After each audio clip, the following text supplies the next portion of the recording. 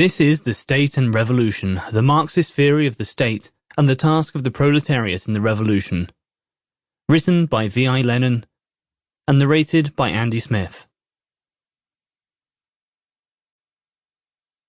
Preface to the first edition. The question of the state is now acquiring particular importance both in theory and in practical politics.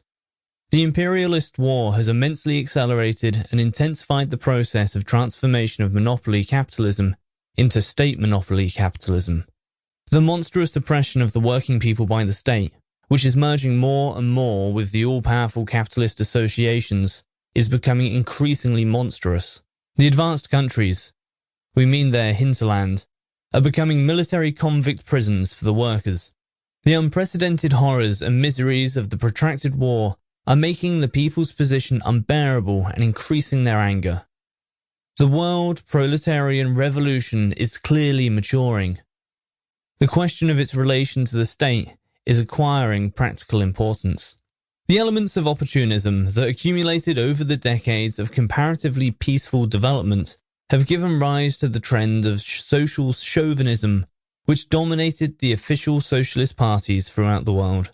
This trend, socialism, in words and chauvinism in deeds, Plekhanov, Potrezov, Prishkovskaya, Rubanovich, and in slightly veiled form, Tsereteli, Chernov and co. in Russia, Scheidemann, Legion, David and others in Germany, Renaudot Gaussade and Van der Velde in France and Belgium, Hindman and Fabians in England, etc., etc., is conspicuous for the base.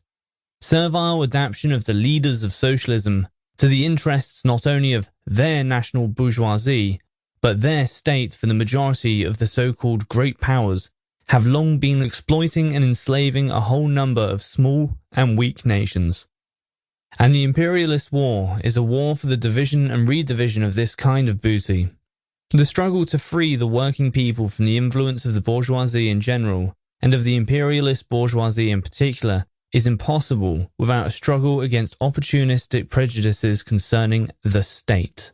First of all, we examine the theory of Marx and Engels of the state, and dwell in particular details on those aspects of this theory which are ignored or have been distorted by the opportunists. Then we deal specially with the one who is chiefly responsible for these distortions, Karl Kautsky, the best-known leader of the Second International 1989 to 1914, which has met such miserable bankruptcy in the present war. Lastly, we... Sample complete. Ready to continue?